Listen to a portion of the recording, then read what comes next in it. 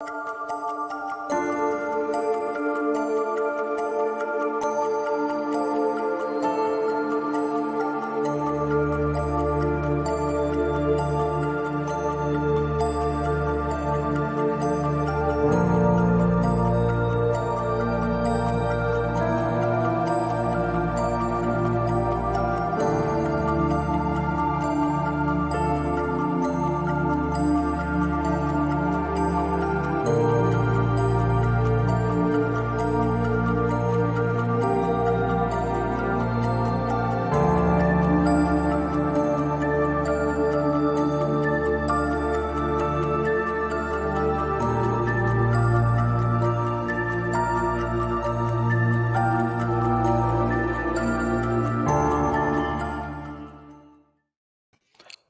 is up, guys? Welcome to the ThinkComputers Weekly Tech Podcast. This is episode 302, and it is our first podcast of 2022. And with me is my co-host Ryan. What's going on? Not much. What's going on, Bob? I don't know, man. It's the new year. It is New Year. It is a how new was year. your new You're right. year? Did you stay very up? boring. No, I did not stay up. Actually, you know what? I did. I stayed up and I was playing Apex Legends until about 1 There you a.m. go. So yeah, There you everybody go. else was already asleep. So I was like, I'll just go downstairs and play some games. So Yeah, there you go. that was the extent. Does it feel different to be in a new year? Not yet. No. Other than I keep forgetting what day it is, but that was a whole nother, like, I was off of work for a while, and then your weekends blend into your week, and you're like, I don't even know what day it is or anything. So that's just adjusting back to that. But yeah, I kind of took a couple of days off, which is usually very rare for me. So it was kind of weird. It was nice. It was nice to relax, enjoy the new year, kind of just get back on track to start the new year off right. So welcome everybody to the podcast. If you are watching and you want to follow along with us, we do have our full show notes page, which will have everything that we're talking about this week. Lots going on. Of course, we're in Vegas for the Consumer Electronics Show, but this year, obviously, for one, most of it was canceled, and then COVID restrictions and everything like that. We were not there. But I mean, so many big name companies pulled out, but there's still, all of these companies had products that were ready to be launched or announced. So we have so much stuff to talk about when it comes to that. But first, we'll talk about a laptop that I've had for a few months now, and I finally got around to reviewing it. It's the Lenovo ThinkPad X1 Carbon. This is it's generation 9, so 9th generation of this laptop. In the chat, we have Old Man. Good to see you here, and Happy New Year. Yeah. Good to see you here. Was he here last week? I don't remember. No, I don't remember. I don't remember seeing him. Well, it's good to see you in the chat, Old Man. But yeah, so this is the 9th generation of the Lenovo ThinkPad X1 Carbon. Of course, everybody knows ThinkPads, or at least you should. Pretty much the standard when it comes to the business laptop, I would say. I think a lot of businesses, this is kind of what you get issued, is some type of ThinkPad. The X1 Carbon is basically known for its chassis. It's made of carbon fiber. It's a carbon fiber and magnesium blend, which makes the laptop really light, but also, it's going to be able to take those drops. It's going to be very, it's going to get through a lot of stuff. Let's just put it that way. Actually, ThinkPads in general go through this massive testing, military grade testing, as far as dropping and water resistance, as well as, dust resistance, like all this kind of stuff. So this is going to be a laptop where if you accidentally drop it or bump into it or something, it's not going to break. ThinkPads are known for that. So we're on generation 9 of the X1 Carbon. Just to go through the configuration that we were sent, it has an Intel Core i7 1165G7, 16 gigabytes of memory, 2 8 gig DIMMs, which are soldered onto the motherboard, so you can't really upgrade the memory. Yeah, that kind of stinks. 512 gigabytes NVMe SSD, of course, built-in Intel Iris Xe graphics. This has a 14-inch display, which I really like. I'll show you guys the display. The cool thing about display is there are a couple different display options. We were sent basically the HD version, which is not 1920 by 1080, but 1920 by 1200. So you get a little bit more space. I kind of like that form factor.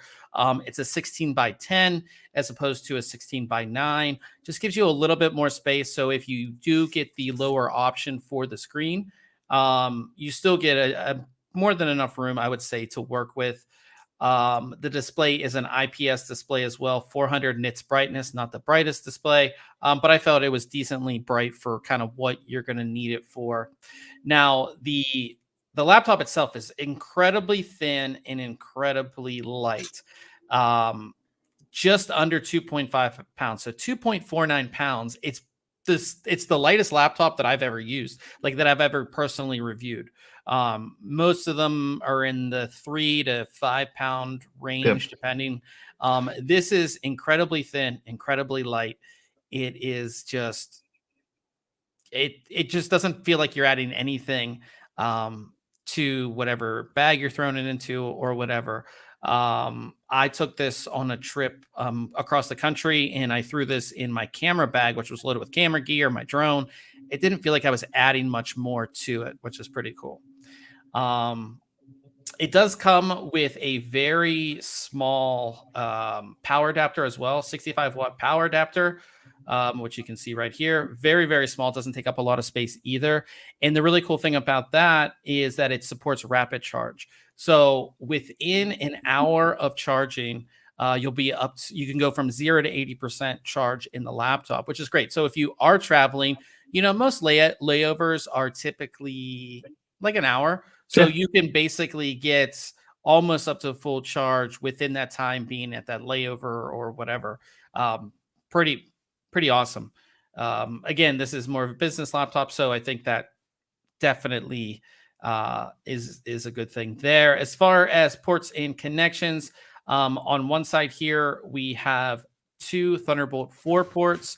One doubles, of course, as your power, but of course you can connect like a dongle to this with external power and get use of the ports. One USB 3.2 Gen 1, that's 5 gigabits per second, not 10. And then an HDMI out. And then on the opposite side, we have just a second USB 3.2 Gen 1.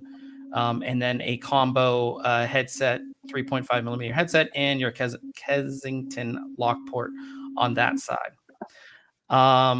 Yeah, just super thin and light. They use a new hinge on this. It's a single hinge, as you can see right here, and it works really well. It doesn't wobble, so there's no wobble in the screen. So if you are a person who is going to be using this sitting on your lap, it's not going to wobble around, like the screen's That's not going to wobble. Worst when you're like typing and the thing's like shaking around a lot and loose. Yeah, loose hinge is horrible. So you're not going to get that at all. The keyboard, if you've used a ThinkPad before, you know that, at least in my opinion, the ThinkPad keyboard is the best keyboard you're going to get on a laptop. It just is. It's just that good. It feels that good. You do have the track point. Some people hate it. Some people love it, but it's there. You have a decent size touchpad that does have dedicated left and right mount, or left and right buttons, but you can also press down on the trackpad itself. It is made of glass. It feels very good. You have a power button, small power button right here, but it also doubles as a fingerprint reader, which is really cool. So this gives you that. And what's really nice about this laptop is that it has a dedicated TPM module. If you don't know what that is, basically when you do your fingerprint or anything, all of that data typically would be stored on the chip itself, or on it wouldn't have its own dedicated chip. Here you have your own dedicated TPM chip that stores all of your encryption keys and everything like that. So that's one really cool thing about this laptop. But yeah, I absolutely love this laptop. Like I said, I've been using it for a couple months. it's powerful enough. Like, I edited 4K video on it. I did all of my daily tasks with ThinkComputers as far as writing reviews, editing photos, word processing, Excel, like all that kind of stuff. I was easily able to do on this laptop, which is, which I liked. We have all the stuff for the display. It is 400 nits. We actually, at its highest level, we measured 456 nits, which is pretty nice. The keyboard does light up. The only thing I didn't like about it, and you can see this horrible picture of me, but the webcam is a 720p webcam, as opposed to a 1080, at least a 1080p webcam would have been a little bit better, and the webcam quality is not that great. I think for a business laptop where most business is getting done remotely, I think having a 1080p webcam would have been much better than 720p. This also has 4 different microphones on it for taking calls. We have an audio sample of what you would sound like on a Zoom call. If you guys want to go ahead and listen to that, we ran all of our benchmarks and all of that kind of fun stuff as well, if you guys want to check that out.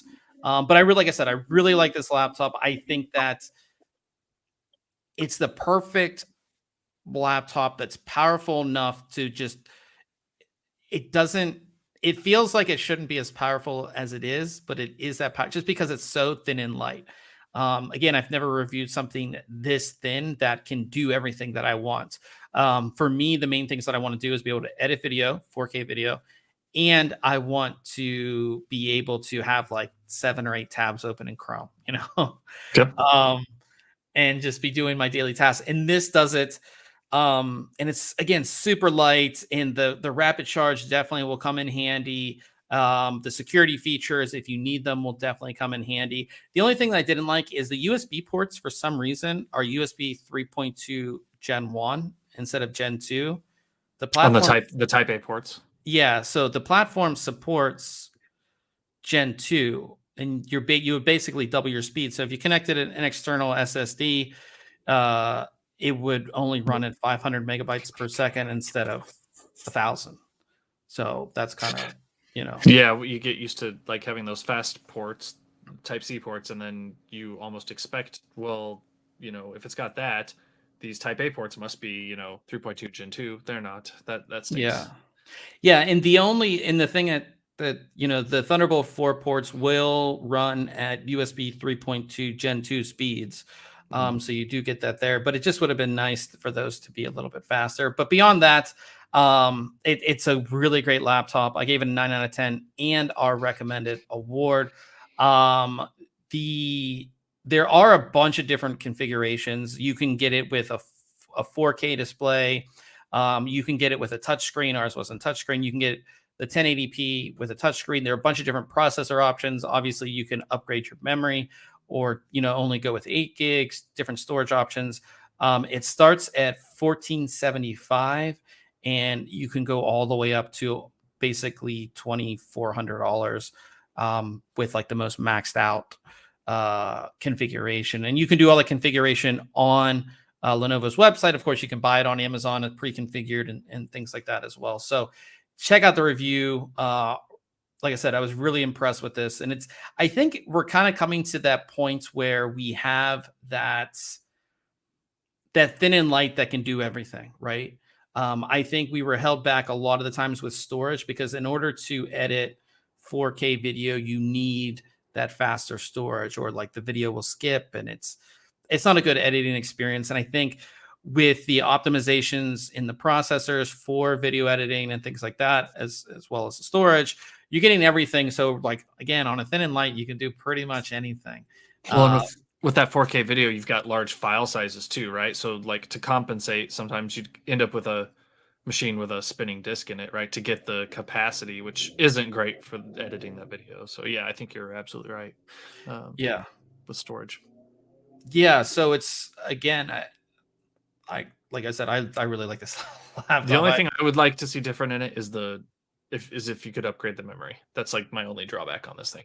Yeah, and I think the max configuration is 16 gigs. Is 16. Yeah, but again, this is a business laptop. It's not made it's a thin and light. Yep. No, I get it. Yeah. So in order to get that thin, especially the thin part, is they do have to solder the Yep. memory on there. So you're giving up some things, and I think we've seen that with so many devices. Most of these thin and lights from different companies, the memory is soldered on Yeah. now. Um, so yeah. So like I said, definitely check that review out. Also, we talked about it last week.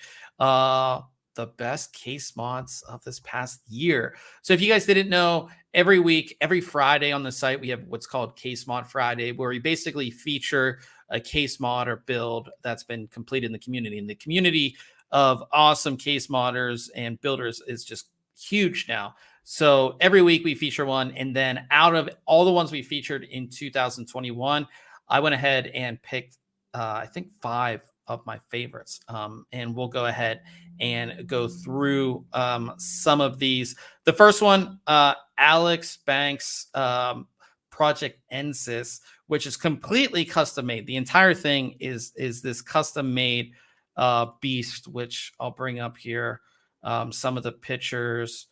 Here we go. Some of the pictures of this crazy chassis that he built himself out of aluminum, and then these custom light panels, which are all custom lit too.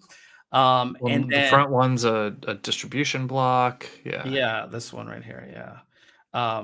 Just so much, and then like the wiring, how he did all the custom wiring is absolutely amazing.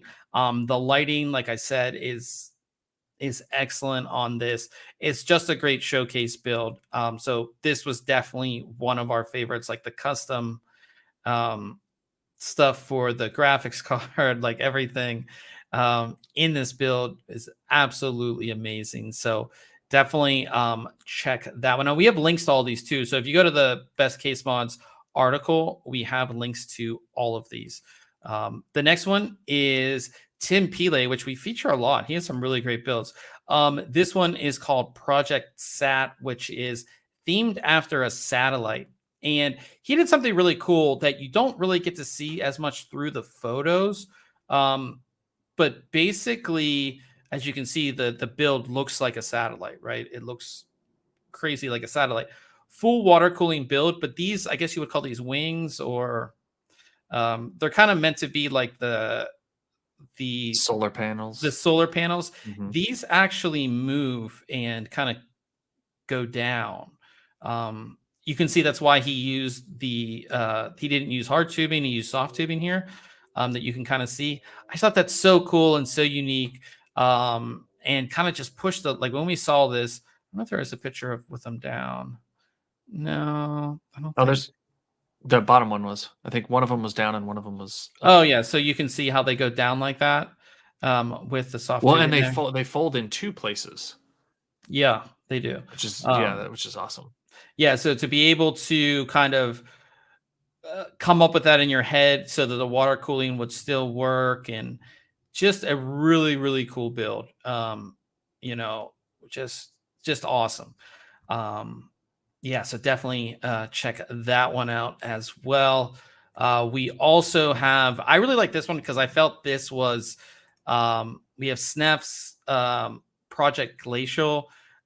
This is done inside the Cougar Blaze, which is a pretty open air kind of design chassis. But the thing that I really liked about it was that the way that he did this build, it looks like it should be like, it looks like it was made to be like this. Like it, this is a custom distro plate that he made for Mhm. here and all that, but it just looks like it fits, like he made it so it fits into the parts of the The case existing here. chassis, yeah. Yeah, it's just so well done. The colors are excellent on it. The water cooling is excellent. You have the custom channel, the custom mid plate channel, which I think is really cool. You don't see that as much these days, so that was really cool to see. Just perfect, like everything about this build I like. Like, there's not something that I don't like. That's the backside that you can see right there. It's just, So clean. yeah, it's just such a clean build, like so clean. And again, the colors go well with kind of the white and silver with the chrome. Um, hard tubing and all of that. It just goes together so well. So Yeah, that's awesome. yeah, check that one out as well. And then we go to Explore Modding's Project Aries. This one, we're talking about rotating stuff. This one was really cool for the fact that the actual internals rotate. So let me find, we have the video, which we'll bring up here. That the inside of it, you guys can see that the inside rotates. That is just crazy. And it's water cooled. Yeah, and it's water You've got to cooled. have some swiveling fittings, most likely, right? Yeah. Or some way to keep that liquid flowing through there. But Yeah, yeah, that's it's just pretty crazy. And the actual build itself, if we look at some of the photos, is really cool. This is the one that had these are pumps, right? Or like the they can be. Those are those bits power pieces. I think the pump's down at the bottom, actually. okay, yeah, you can see right there. Yeah, But these are those are like the just little reservoirs. reservoirs. Yeah. Yeah, we've seen these in a couple different builds, but I Mhm. think the use of them here was really cool. And yeah, just the fact that again, the whole centerpiece rotates. You can see where the water cooling goes in right there, kind of. Um, yeah, so that's just really, really cool to see there as well. And our last one is, let's see, the last one is AK Mod. AK Mod has done excellent mods over the years. This is his Mecha 5000X, which is done inside the Corsair IQ 5000X. This, I really like this one because it looks nothing like the case. So this is done inside of a case. It's done inside the Corsair IQ 5000X. Inside and outside, but yeah. Yeah, but it looks nothing like the case. Like you know what I mean? Yeah. And it looks like something out of a movie, with the custom legs and all of that. And I really like how he has the reservoirs back here. That's just so cool. Yeah, it's just pretty awesome. So Yeah, those feet and all like the details with the just little screws and bolts and like everything looks like it's got a function, right? None of it just looks like it's put there for the heck of it. It all looks like it would be functional, and not just thrown on. Yeah, and the mix of the tubing types, right? You've got some yeah, clear hard tubing inside coming off the CPU, but then you've got some soft tubing with the black. Um, yeah, it's awesome. yeah. So yeah, just like I said, I just thought this one was so cool. That again, it's done inside that case, but I mean, you can barely tell that it's the case. So really cool stuff. So definitely check all of these out. Like I said, we have the best case mods article, and then you can go through, and then we have links to each one. So if you guys want to go through, and of course we have our full case mod Friday section. If you guys want to check out any other builds that we featured over the past year, you can definitely go ahead and do that. And we have a new contest going on and some awesome prizes for this one as well. So we teamed up with our friends over at Thermaltake, and we're doing a New Year's giveaway. So we have 3 cases that we're giving away. So we're giving away their Tower 100 Black, the AH200, the pink version. That's that one that kind of looks like a cockpit of like a helicopter. Or it's pretty crazy looking. And then we have the Divider 300 TG ARGB. All 3 of these cases, we're running this for basically like a month. Just like all of our contests, we run this one right on Gleam. So just get your entry in. A bunch of different ways to enter. You can have multiple entries. Super simple to do. So go ahead and get your entry in on that. And it's time for CES stuff. Have you? I was. It's so interesting this year. I don't know if it's because people just know that they can't get things, but I was like looking at the live stream numbers from like the NVIDIA press conference and the AMD press conference. It's like half of what it was last year. Wow. Or half of what it was for like their announcements. Yeah, it's just tough to get excited like about gear that you're just not sure you're even going to be able to get your hands on when it does officially launch. So I can see that. cutting down those numbers for sure. Yeah, so it's pretty interesting. Again, as I said, I think that with CES, all of these companies had products to release, or they planned on releasing before, all the stuff that's closing things down, and a lot of companies decided to pull out. So the first thing is the RTX 3090 Ti was shown, and we have the official specifications for it. It is real. It is coming. So it is going to feature the GA102 with 10,752 CUDA cores. Still the 24 gigabytes of GDDR6X. It is going to be clocked at a faster 21 gigabits per second.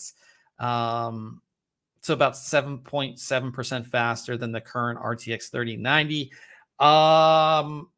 They didn't say when it was going to be available. They said more information later this month. We have heard the rumors of January 27th as the release date. Yeah. The biggest thing I see with this card is, what's the point? What's that? 7.7% faster. So I was thinking that was pretty good. It's decent. It's not crazy though. I mean, you're right. Like if we already have a 3090. If you're averaging, and if you were averaging 100 frames per second, this is getting you 107, 108. Yeah, maybe it doesn't. I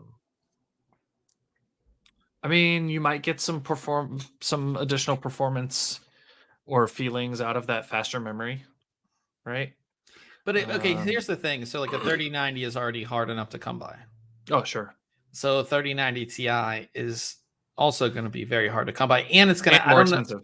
And it's going to be more expensive. It's like, I just don't see the point of this card. But again, they want to say they have the fastest card and blah blah blah. Right. I mean, I think we kind of talked about this last week with what's the point, But if you don't do it, then I don't know. You're kind of expected to, I guess. I personally couldn't care less, if they would have just kept the 3090 and worked on getting more 3080s and 3070s into the hands of people. If there's a way to, to do that as opposed to this. But I mean, you got to show off every now and then, which they are going to do with every launch. So yeah. And then he said Best Buy had some founders, or Old Man said Best Buy had some founders editions on sale today. They sold out almost immediately. Yeah. It's good to see we're seeing a little bit more as far as availability of graphics cards, but yeah. Like I guess I think it's just hard to get excited because it's not the next thing, or it's not the next generation as far as like the architecture. So it's like, because remember when we saw 3000 series, it was super exciting because we were getting this nice leap in performance. Prices were, back to normal at that time, and that was kind of more exciting. It's kind of just hard to get excited about certain cards. But NVIDIA also announced an RTX 3050. So RTX 3050, which appears to be add-in board partner only. So you can see all the cards here. So no founders. So this is going to be based on the GA106 with 2,560 CUDA cores, 8 gigabytes of GDDR6, 14 gigabit memory speeds there. Available January 27th. Suggested retail price of $249. So it's suggested. And you can see all the partner cards here. This is what your 1080p card, right? Yeah, I think so. Yep. And the thing that's nice about it is an RTX, so you are going to get RT cores and tensor cores, so you can do DLSS if you wanted to. And this kind of shows, this shows performance over kind of like it's old. They're basically comparing it to like a 1650, which is kind of like that, sort of in that price range. How much better it is in certain titles. And then if you go ahead and turn on, ray tracing plus DLSS, you can see a lot more here. So yeah, I don't know. it depends on if are they really going to sell at 250? No. Like no, there might be some bare bones cards, right? With like the bare minimum of cooling and fans that hit 250, but they're going to sell out anyways. yeah. So we have 2 new cards from NVIDIA announced at CES, and we have a new card from AMD. So we talked about the leaks of this last week, and it is official now. AMD officially announced the Radeon RX 6500 XT. It's the first 6 nanometer GPU from AMD, based off the Navi 24. 1024 stream processors, 4 gigabytes of GDDR6 running across, running at 18 gigabit per second. It's going to retail for $199. Suggested again retail, available January 19th. They also announced the RX 6400, which is just for OEMs. Okay. So yeah, this is the same RX 580 that we've had for $200 for 6 years. Forever. I hate seeing a 4 gig card in 2022. Yeah. Like, I know it can still serve a purpose, right? Like, and there's a lot of games that'll play just fine with 4 gigs of memory. I just hate seeing that on there. Yeah. Like, throw a little more GDDR5 on there, right? Like, switch it, lower that spec, give them a little more memory. I don't know. It just seems low, but it just seemed like this is like, if you're buying this card, you're probably not trying to play it, super high. Hopefully you have your expectations set at what this card can do. So I guess this is how I feel about it.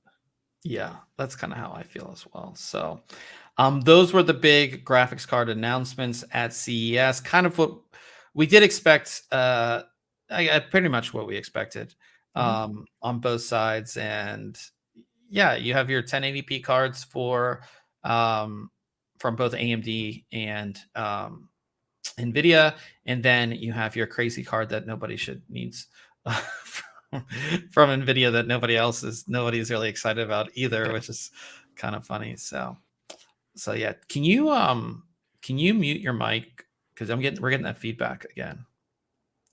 I don't know why we're getting the feedback. At least I'm getting it. I don't know if you guys in the live stream are getting it, but I was getting some feedback from Ryan's mic for some reason. I don't know why.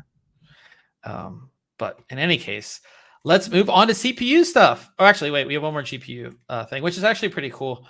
So Alienware showed off their new Polaris, which is an eGPU solution. It looks really cool. It features built-in water cooling. It supports graphics cards up to 16 inches, which is like the biggest graphics cards, like the longest graphics cards you can get. It looks pretty cool, in my opinion, as an eGPU that you, of course, would team with a laptop, uses Thunderbolt 4. Yeah, it's pretty cool. I don't know. It's huge. That's the thing. It looks so much bigger than most eGPUs that we've seen in the past. Yeah, it's almost like having like a little mini PC. Yes. Yeah. I don't think it would be such a big, like, again, if you're teaming this with a laptop and this is all that's sitting on your desk, I'm not against it, right? Yeah, no, I think it's fine. Like that piece sits there on your desk all the time, right? And then you pick up your laptop and go do what you need, and then come home, plug this thing in, and you're, better performance out of your system. So it's just a little bigger than I would think. And you can't not that you would, but you can't put anything on top of it because it's rounded, right? You've got some of those limitations. Not that most people are probably going to put anything on top of it, but yeah, I know what you mean. But yeah.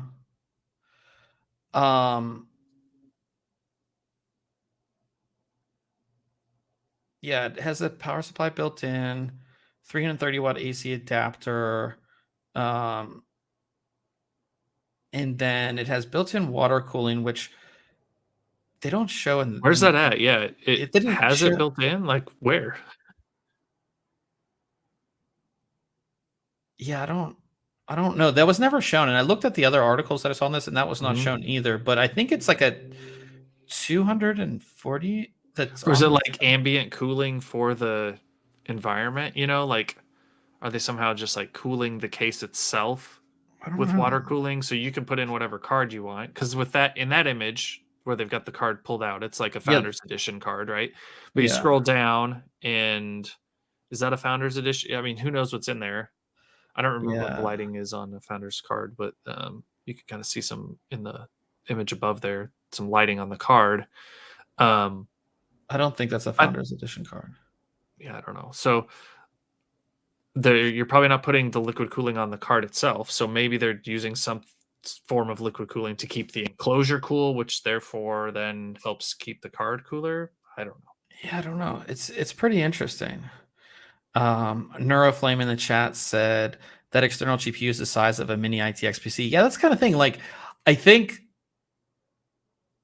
they've gone a little overboard. I know that you want to be able to support like the highest end graphics cards are usually the biggest ones, right? The longest ones. We reviewed Yeah, like the MSI Lightning, the Lightning Zotac cards, card. or any of that kind of stuff, like the biggest cards. But at the same time, yeah, it takes up a lot of space. And I think with the eGPU, the whole idea is getting the power, but still keeping it decently small, right?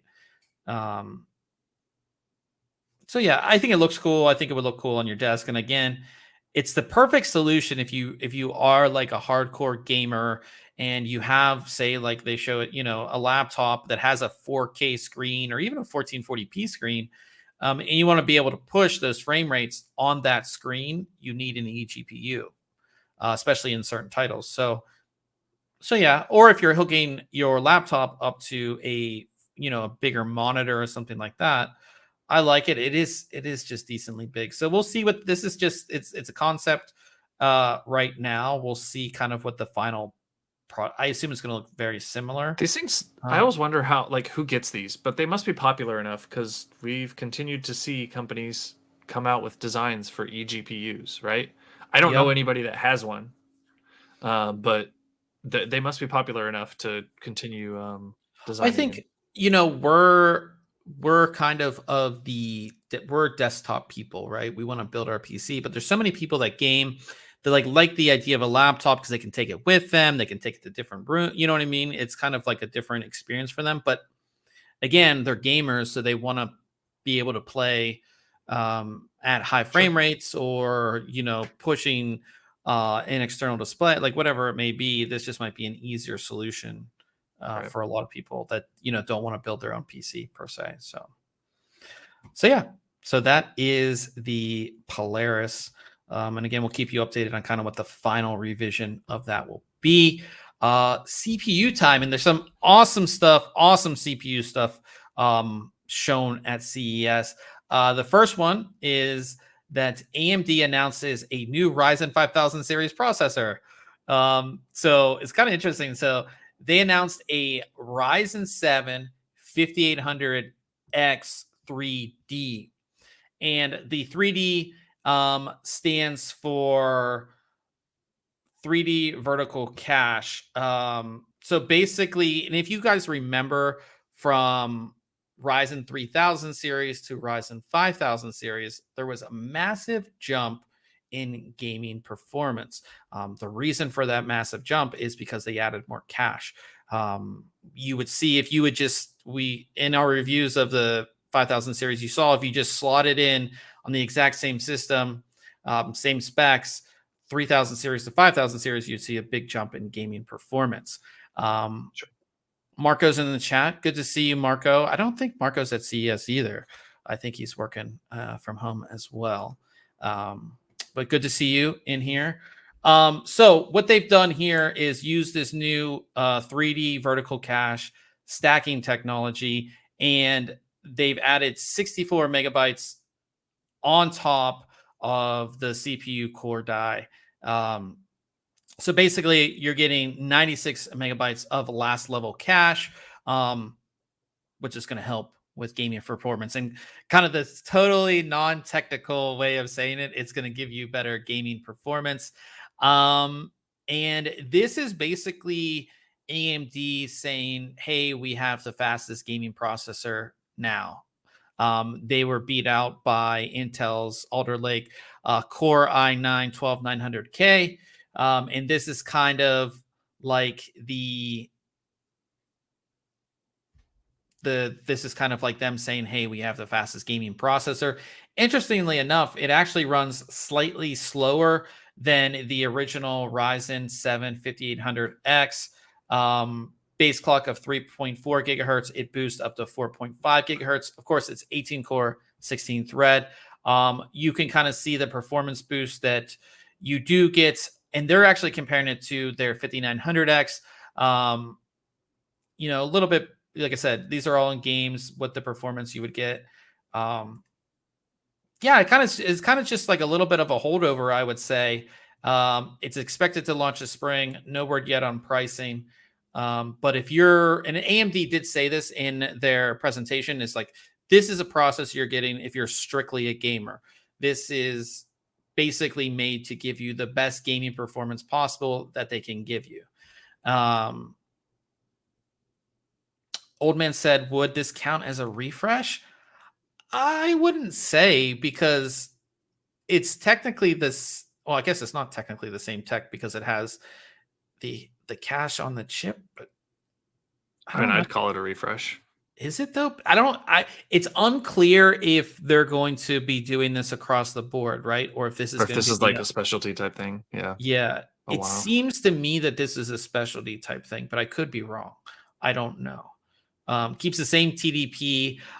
It also keeps the same Z height. So if you're adding that cache on top, it keeps the same Z height, so you won't have to get like a new CPU cooler for this or anything like that. Yeah, I mean, if I didn't know that other processors were coming out, right, and I was building something now, like, this is what I would go for. Yeah, I mean, for sure. gaming, I think. And that's kind of they've been, the top end processor in an Intel and AMD has always, oh, this is the best gaming processor out there. That's their tagline. That's always the title they want to be able to put on their latest products, is like best gaming, right? And they go back and forth with it. Yeah. So I think that's, again, AMD lost that top gaming, clout or whatever you want to call it, and I guess they feel like they're going to get it back with this. On the other hand, Intel did show off a new processor as well. They showed off an Core i9 12900KS, where the S stands for special edition, I guess. More or less, I believe these are just super highly binned Core i9 12900Ks, the highest bin ones that you can get.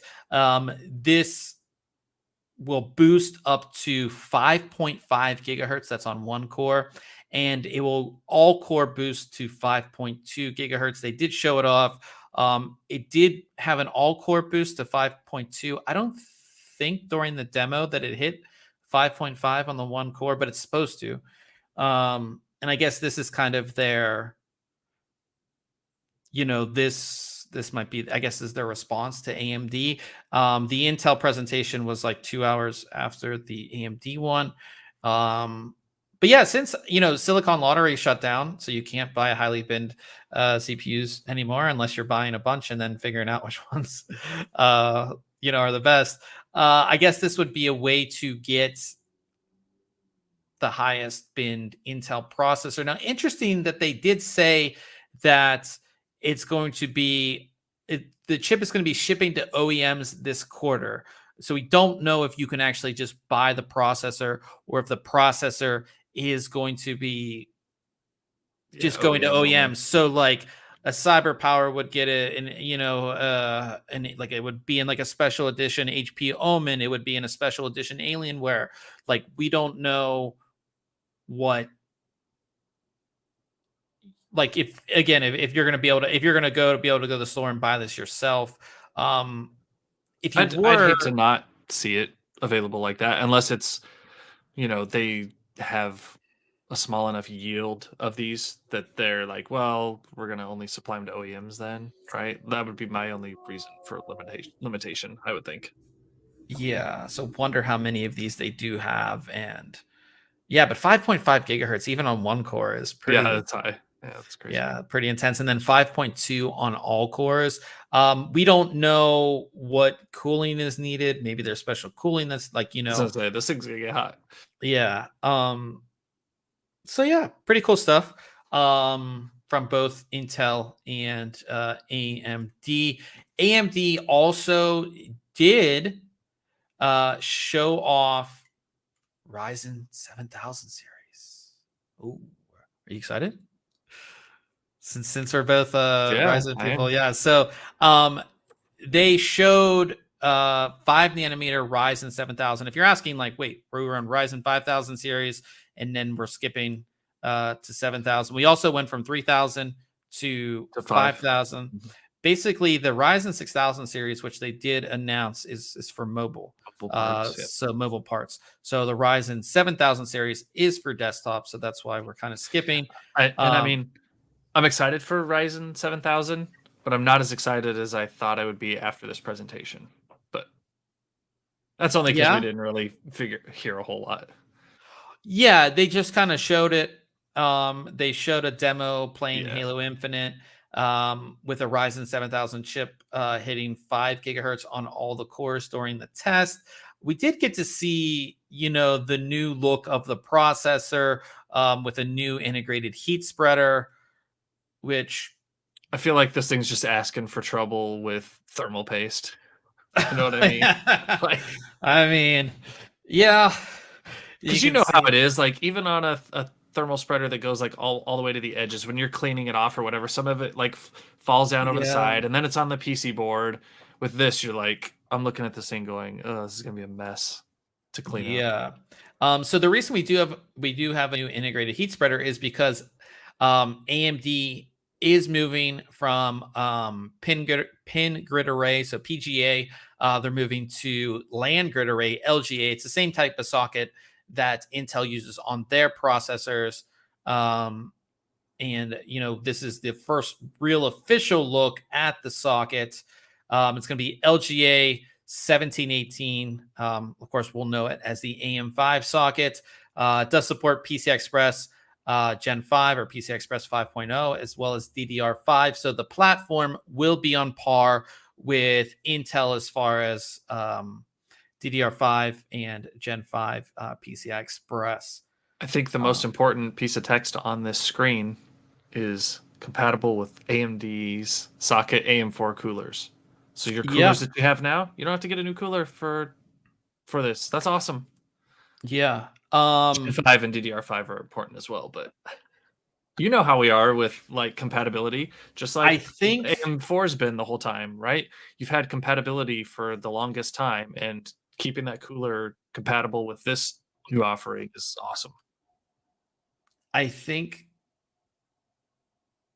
I think you're gonna have to get in like a kit. I don't care if you have to get a kit. You can keep the cooler and get an adapter kit. That's fine. Yeah, yeah. I think the adapter kit is because I mean, that's could kind of be like with wrong.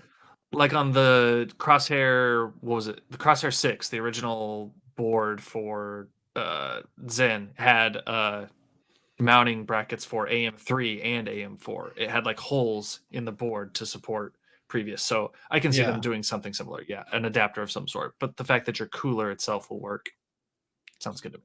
yeah. So I assume it's gonna have the same clips, which is nice because I prefer the clips on the AMD, uh, their stock coolers and a lot of other ones, over the Intel stock coolers that have those stupid plastic pins that I bend or that are you can easily break those.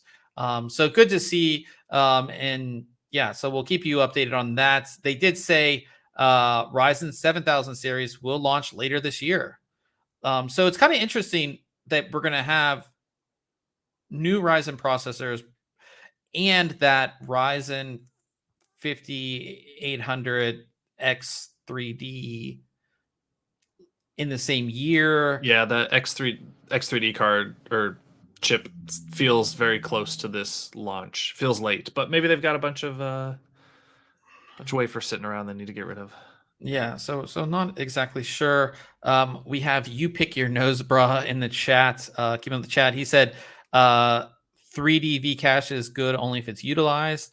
That was a big part of Intel's previous products. And then he said he's still running his Thermalright Silver Arrow SBE Extreme Cooler on his 5600X. Awesome. And then Old Man says, better not use liquid metal with a Ryzen 7000 CPU. Exactly. Yeah, all over the place. I'm excited. I'm excited.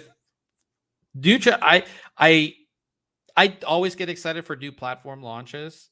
But I've been mostly like Ryzen 5000 series was really exciting. Z690 is definitely exciting as well. I'm kind of like a catch up for Intel, and now we're gonna see, Ryzen 7000 series, new motherboard. Like I'm always excited for that type of stuff. So definitely good to see that.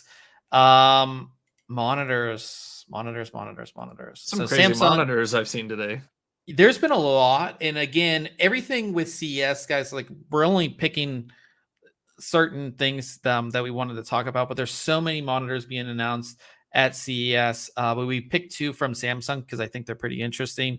The first one is the Odyssey Neo G8, being the world's first 4K 240 hertz monitor. Man, remember when like 240 hertz was like a big thing? Nice for 1080p monitor, yeah. Yeah, and now we're getting it in 4K. Yeah, and this is going to be quantum dots mini LED powered monitor. What's this? Is this 27 inch? 32 inch display. So I mean, that's going to be a nice 4K monitor. Serious gamers, 240 hertz. We talk about this all the time. People don't think that the refresh rate of the monitor makes a big deal when gaming. And I was kind of skeptical, but the last time we were at CES, right? Yeah, it was CES 2020. Yeah, so CES 2020, we were in NVIDIA booth and we did some tests with Counter-Strike Source. And it tracked like how many times you got like killed somebody and you tested on different monitors. And I think it went from like 60 hertz to 120 to 240, or no, it went from. There were a few tests and with multiple, and in that range. I think it went up to 360 hertz. I think that's what it went. So it was like, highest, yeah. I think it was like 60. Where it was 6240, 360 maybe, or went in like that type of line of testing. And you definitely do better at higher frame rate, 100%. Yeah, absolutely. And we both proved that to ourselves in those tests. So having 4K 240 is really that leap because everybody wants that, that higher resolution. But, if you were a serious gamer, you bought that 1080p 240 hertz display. So yeah, 4K 240. I'm pretty pumped for that. It's good to see that like these hardcore gaming monitors aren't going to be kind of limited to 1080p, but you're going to have to find something that's going to push it as well. Say that takes a lot of horsepower to run that. You're going to need one of those 3090 Ti's. That's why that came out. That's why I'd say, yeah, pair it up. You pick your nose. He said he has a 1440p 32-inch curved Dell 165 hertz. He said it's awesome. Yeah, I think again, once you make that leap out of 60 hertz, and again, that's like been a default for so long. Once you get over that 100 hertz range, I think even going 60 to 75, you can kind of tell the difference. But if you go from 60 to 120, 165 into the 200s, you can definitely tell a difference, especially in gaming. You can tell a difference. So awesome. And then they also showed off another massive display, massive display. 55-inch. This is called their Odyssey Arc. And the cool thing about it is that with the included stand, you can put it in, I guess, portrait, if that's what you want to call portrait mode. But by itself, it's a 55-inch 100 or 1000R curve gaming display, 4K.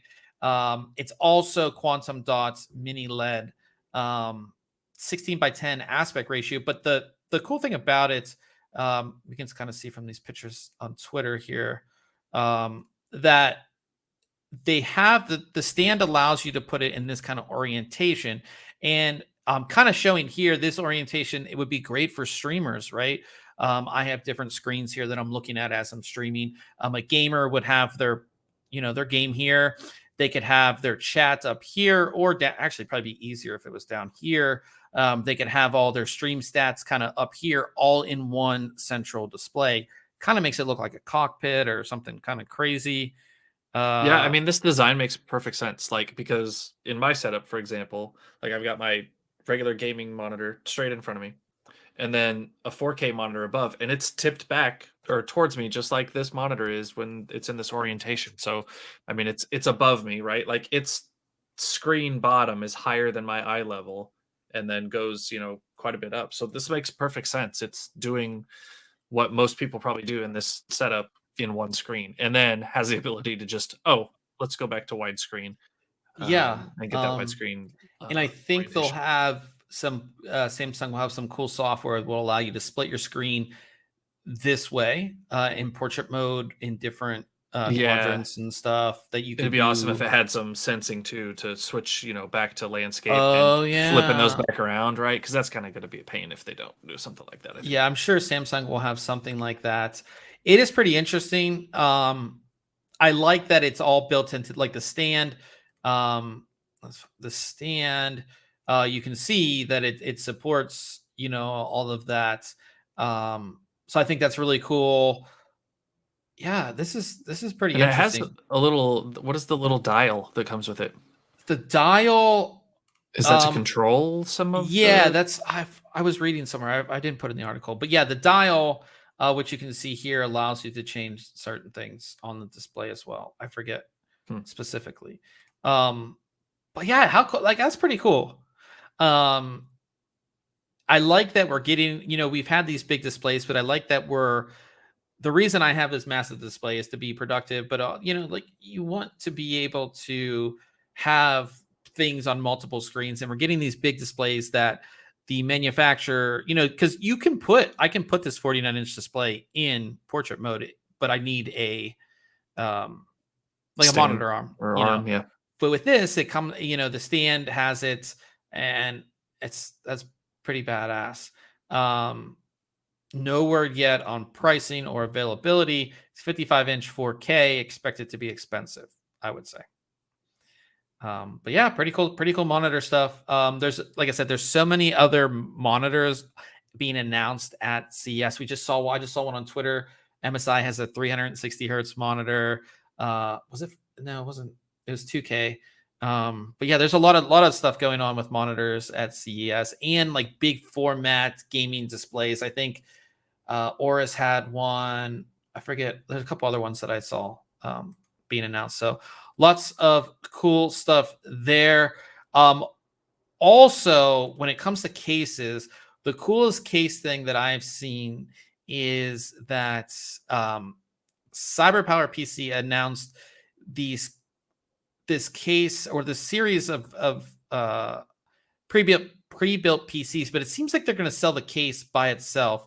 It's called Kinetic, and basically it has 18 different panels on the front that will open and close depending on the temperature of your PC and all that kind of cool stuff. We actually have here. This is the video, but we have it kind of queued up so you guys can watch it. I'll play it, and we'll talk about it here for you guys. Rather than simply adding more airflow, we wanted a case that dynamically provided the appropriate airflow for this situation in real time. And that's what we've achieved here at CyberPower PC with the Kinetic Series. We were deeply inspired by kinetic architecture, the concept in which buildings are designed to allow parts of the structure to move, not just for design's sake, but with purpose. Designs like the Albahar Towers, sunshades, or modern satellites that expand and collapse made us wonder, could this be achieved with computer case? The Kinetic Series is by no means a revolution. It's inspired by the hundreds of brilliant designers and architects that came before, who have forged the path towards kinetic design. We're merely taking the baton and bringing it here to jumpstart another way of thinking about chassis design. This first generation of our Kinetic Series is a chassis that features 18 individually controlled vents that open and close according to the system's current internal ambient temperature. When the temperature is high, it contracts to allow in more air. And when the temperatures are low, it expands to reduce not just the airflow, but noise and dust as well. However, the key in this parametric design is that these adjustments are not limited to a simple open and close, but rather the opening is adjusting in real time to every single degree of temperature change. It senses the environment and is constantly contracting and expanding to adapt to the situation with micro adjustments. The future can be such a spectacular time. All those ideas that lived only in our imagination are brought to reality. Our Kinetic Series is not about maximum airflow, but intelligent airflow.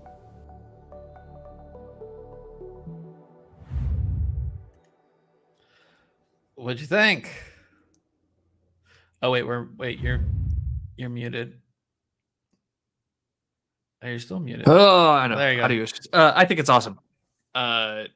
When I saw the, like they kind of tease it at the beginning of that video. We didn't show the whole video. They talk he talks a lot more before it, and I'm like, come on, show me. I think it's gonna move. This thing's gotta move, and sure enough, it did. I was like, okay, this is pretty cool.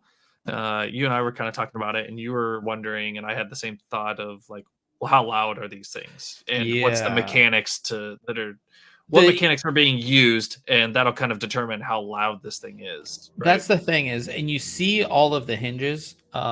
So you worry about use over time as far as like those being like that's something that can go faulty on anything. Moving parts, absolutely. Yeah, so that it's super cool, and it's not just going to be like, oh, it's warm, I'm going to open. Oh, it's not, I'm going to close. Like each one, they're all individually set, and it kind of seems like CyberPower is going to have software that you can kind of, just like you would have like a fan curve, you kind of would have something like that would kind of be able to do that.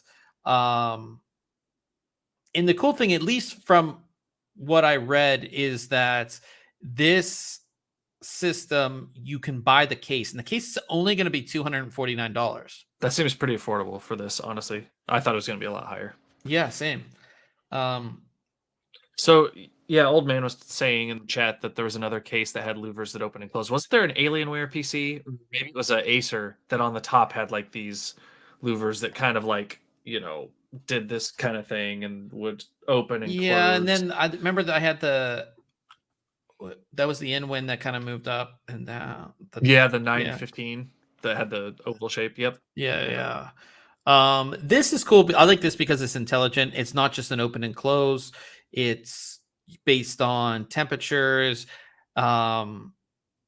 Very cool. A lot of moving parts. That's something you kind of have to worry about. And as we said, we have no clue how loud every time those contract and then open and close, how loud that actually is going to be. I think it's one of the coolest things I've seen on a PC case in a while. Trying to innovate when it comes to PC case design is something that's kind of hard. And to see something new and something kind of pretty cool. It's only on the front, not on the top of the case. Obviously, I don't believe. I could see it. I could see it being helpful on the top as well. Yeah, and it's one of the more innovative things with cases. I say innovative, like unique things, right? Like that we've seen. I think at CES 2020 is when we saw Corsair putting those LEDs, their tiny LEDs on the glass panels, right? And you couldn't really see the lines. We haven't seen that go anywhere yet.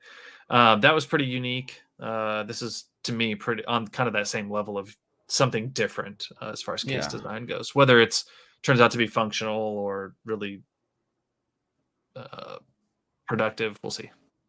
Yeah, and it appeared as if the moving parts are metal. At least the hinges were metal. So we'll see how heavy that would turn out to be, right? And yeah, so the Kinetic Series will launch from CyberPower in Q3 of 2022. So pretty cool. I would say for me, one of the coolest things I've seen so far at CES. It's definitely pretty interesting. We'll see how you have to see it in practical use, right? And we just have to see how loud it is and how practical it is if you wanted to build a system in this that's going to sit next to you and be, I guess, opening and closing all day. So I guess kind of just have to see that.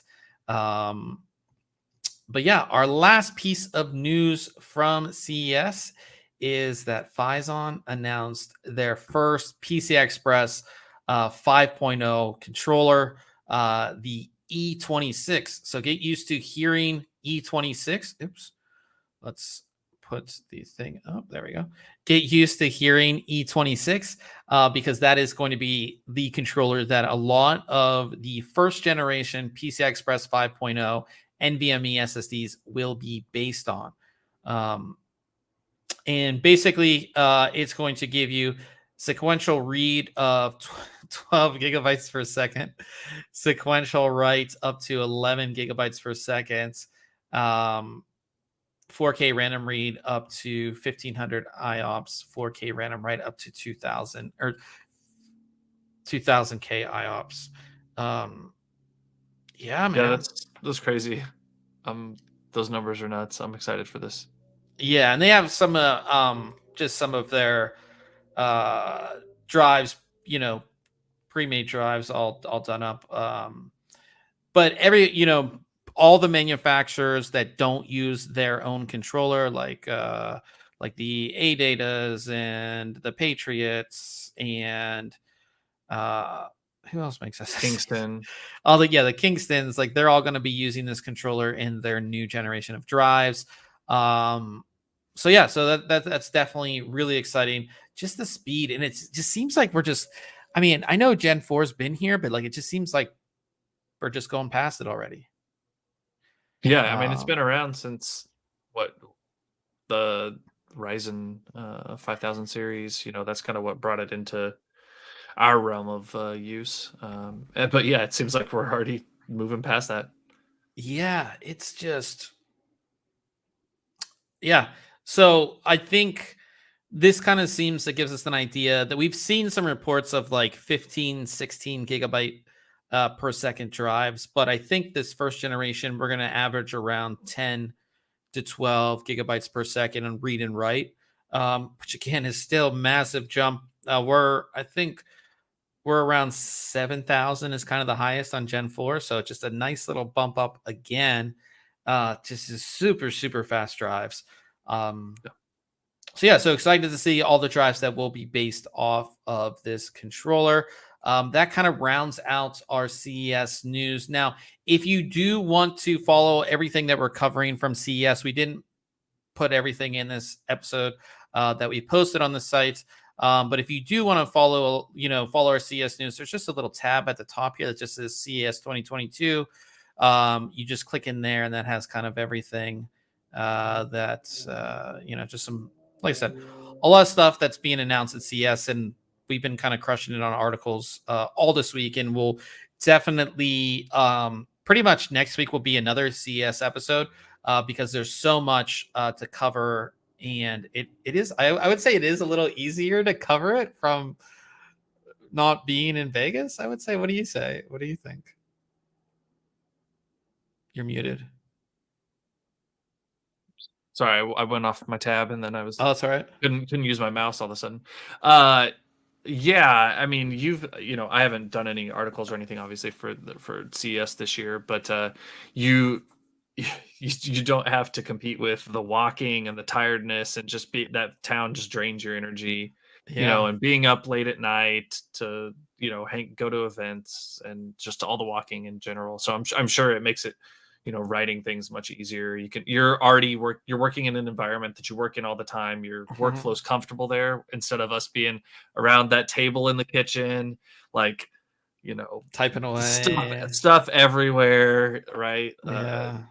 I think the biggest thing, especially as we get older here, is how tired it is. I mean, we're going to meetings all day, and then you come back to the room, and it's like, okay, let's write some articles for like an hour, and then we have to go to events, and then go party, and then obviously you're consuming alcohol at this party, Yeah, and then you're like, well, I got to go back and write some more still. Yeah. Yeah, so it is I would say easier to cover from home, but it's not the same as far as like seeing friends and Mhm. just the kind of and I mean it would have been so much nicer to see that CyberPower case Oh yeah, in hands person, on, absolutely. or like to see some of the other stuff that we covered, like see that those monitors like hands on, like to see that, Mhm. see how they work, and maybe they did have that thing where you turn it and the screens change. Like we don't know. Like we had much more detail when you're obviously when you're there to Yep. see it.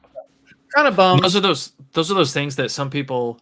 I was reading some other articles about just CES in general, and some companies dropping or changing up their strategy this year, and people were like, "Oh, can't we just get rid of CES? It's like stuff that never comes out, or that this, that, and the other." And you're like, "No, these are the things that we like.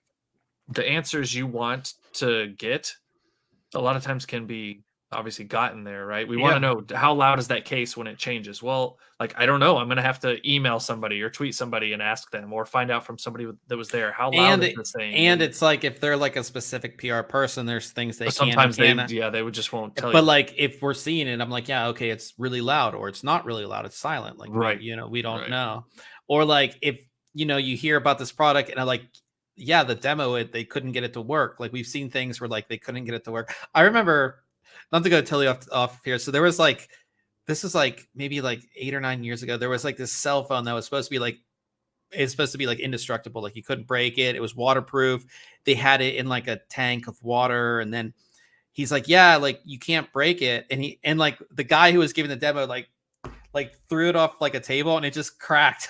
It was like, and I think it was like when like MSNBC or one of like a big Oh news no. station was like doing the thing and like the screen cracked. It was kind of funny. It was like Elon Musk, talking about the Cybertruck and like, oh, these windows don't break, and they broke two of Yeah. them right in a row, and you're like, this is Yeah. weird. Yeah. But no, CS is always, it's always a great, it's always something I look forward to every year. So I kind of bummed that Yeah. yeah, 2 years in a row we're kind of not getting that experience, but at least we have a ton of tech news. Like if you're looking for what's coming out this year, if you're into just new tech in general, kind of this is the time where companies really show off kind of like what they're working on, or just cool projects that might not even become products. It's really cool, and we're going to try to cover as much as we can for you guys. So yeah, we'll definitely have a lot more next week on the podcast. Of course, just check on the site. We'll be uploading, writing articles every day, pretty much all day. So definitely stay tuned for all of that. Also, talking about what we have coming up next week, I'll be taking a look at a Gen 4 NVMe SSD from ADATA. It's their XPG Atom 50, which is actually the first DRAM-less Gen 4 NVMe SSD that I've taken a look at. So no cache chip on this. So yeah, pretty basic Gen 4 speeds, 5,000 megabytes per second read, 45 megabytes per second write, compatible with PS5, all that kind of stuff. So I'll be taking a look at that. Also, a keyboard that I've been wanting to take a look at, I finally got one, is the Mountain Everest Max. And we talked about this before. This is the one that has like the modular number pad, and it has the screen, kind of like a what's the thing you have? The Yeah, kind of like a Stream Deck buttons on the yeah, top there. it has like the Stream Deck buttons on the top here. You can move the number pad to each side. It also has this other display with multimedia controls at the top here. I haven't plugged it in yet, but I'll be plugging it in tomorrow and kind of seeing what it's about. It's very well built though. Aluminum top plate, all that kind of stuff. Cherry, we get the one that Cherry MX Browns as far as the switches. So pretty cool stuff. We'll be taking a look at next week as well. So yeah, so that is it. As we come to the end here, we talk about anything cool. You said you had something. You got something new. So what did you want to show us? You didn't even tell me. So It's new to me. It is old though. oh geez, If there was something old computer wise that I was gonna get and be excited about, what would it be? Like, what I'm do you trying to think? think. Just like old computer. Like an old. I don't know. Got Oh, is myself that a Commodore 64, man. nice? I have a CRT, which I don't think works. I plugged it in tonight, and it like Where did you get that? I got it in a estate sale, How much was it? $100. That's not bad. Does it So work? it was. I haven't. I literally got it today, so I haven't even. I tried to turn on the monitor tonight when I got home. I plugged it in, hit the power, and it's just like bzzz, like a CRT buzz kind of. But the screen wouldn't come on, so the screen might be bad. I'm not sure on that, but there's some workarounds I can do. So, but yeah, I have the Commodore 64. How heavy is it? Is it heavy? This isn't. It's not heavy at all. Oh, I mean, really? it's not as heavy as it probably looks. I mean, it's I don't know. How do pounds. the keys feel? You might not be able to hear. You probably can't hear him because of RTX Yeah, voice. no, you can hear 'em. Well, no, you can't. If you talk and do If it. I'm talking and doing it at the same time, they don't sound like an awesome, but they're double shot PBT. I already pulled one off with the keycap puller. The stem size is different than a standard like Cherry MX, so they're not compatible with them.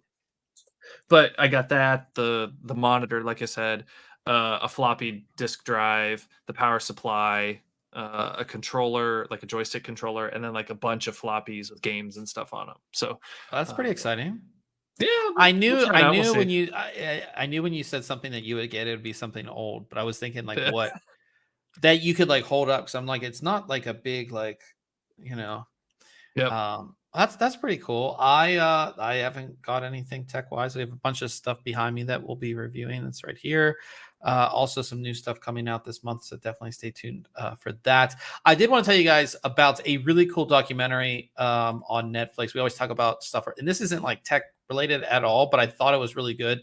It's called The River Runner. So if you have Netflix, check it out. It's about this guy. He's like does extreme like kayaking in like these insane rivers. It's just really cool. It's just over an hour and 25 minutes. If you're looking for something to watch on Netflix, go ahead and check that out. Looks like we'll be doing some. Are we gaming tonight? You're muted. We are. All right, so we will be over on Twitch. If you guys want to continue to hang out with us, typically Wednesday nights are gaming nights.